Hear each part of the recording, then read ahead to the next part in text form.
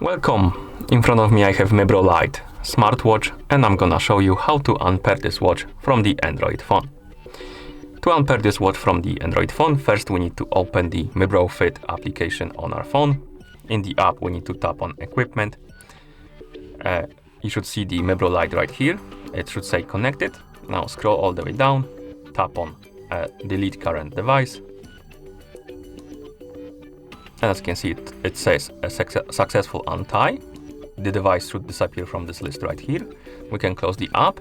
Now let's open the Bluetooth settings on our phone. In the Bluetooth settings, check if the app is, or rather if the watch is still on the list of devices connected to your phone. If it is, as you can see on mine it's not, but if it is on yours, you can tap on the settings icon next to the watch, tap on Forget, and then tap on Forget Device to forget it and completely unpair it from your phone. And that's how you unpair this watch from the Android phone. Thank you for watching.